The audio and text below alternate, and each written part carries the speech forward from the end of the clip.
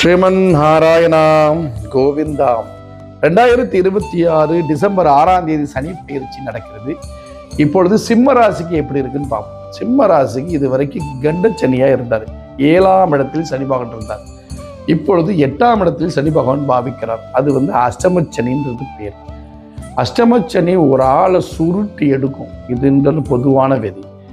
7.5 சனியில் என்னெல்லாம் அனுபவிப்பாங்களோ அதை பூராமே இந்த 2.5 வருஷத்தில் அனுபவிப்பான்னு பேர்.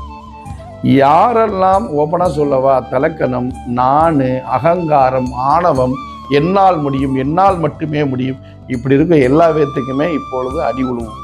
தயவுசெய்து சனி பகவான்ட்டு மட்டும் அந்த நான் என்ற அகங்காரம் பிடிக்காது. சரணாகதி, பெருமாளையே சரணாகதி அடைந்தாலும், இறைவனை சரணாகதி அடைந்தாலும், ஒவ்வொரு இறைவனின் இஷ்ட தெய்வத்தை சரணாகதி அடைந்தவர்களுக்கு சனி பகவான் ஒன்றும் செய்யவில்லை. தயவுசெய்து இறைவனை சரணாகதி அடைங்க. என்னால் மட்டுமே முடியும் என்று சொல்லி கொண்டிருக்க வேண்டாம். சனி பகவான் ரொம்ப கஷ்டப்படுத்துவார். ஏன் அப்படின்னா இந்த அஷ்டமச்சனி நடக்கும், சரிங்களா? புதிய முயற்சி எடுக்க வேண்டாம். தேவையில்லாத பிரச்சனைகளை தலையிட வேண்டாம். ஜாமீன் கையெழுத்து போட வேண்டாம். எனக்கு அவரை தெரியும், இவரை தெரியும் சொல்லிட்டு இருக்க வேண்டாம். யார்கிட்டையும் பேச்சு குறைங்க, நிதானமாக இருங்க, செயலில் மட்டும் காட்டுங்க. அதே போல் புது முயற்சி, வெளிநாட்டு பையனுக்கு காசு கொடுக்குறது அதெல்லாம் செய்ய வேண்டாம். அந்த வேலை வாங்கி தரேன், இந்த வேலை வாங்கி தரேன், காசு கொடுக்க வேண்டாம், திரும்பி வராது. சொல்ல காப்பாற்ற முடியாது. அதே போல் பெண்களுக்கும் வீட்டில் சண்டை, சின்ன பேசுகிறது சண்டை பெருசாகும். அதனால் பேசுகிறதுக்கு முன்னாடி அமைதியாக இருக்க. கோயில் பக்கத்தில் இருக்க எந்த கோயிலுக்கும் சின்ன கோயிலுக்கு போயிட்டு வந்துகிட்டே இருங்க. எப்பவுமே தீர்த்தம் சாப்பிடுங்க, துளசி சாப்பிடுங்க, இதெல்லாம் நல்லது நடக்கும். ஒரு ஜாதகத்தில் இன்னமும் ராகு திசை ராகு புத்தி, சனி திசை சனி புத்தி, செவ்வாய் திசை செவ்வாய் புத்தி, இப்படி பாவகிரக தசா புத்தி நடந்தாலும் இன்னமும் ரொம்ப கஷ்டப்படுவீங்க. தயவுசெய்து ஜாதகத்தை பார்த்து பரிகாரம் பண்ணிக்கங்க, ஹோமம் பண்ணி தீர்த்து விட்டுக்குங்க உங்கள் மேலே. அப்போ தான் தப்பிக்க முடியும், சரிங்களா? யாகங்கள் பண்ணுங்கள்.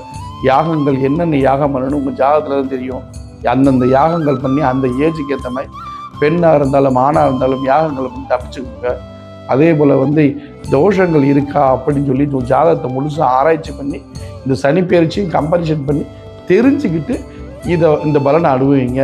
ஒரு சில பேருக்கு நல்லாவும் இருக்கும், நல்ல தசா புத்தி இருக்கும்.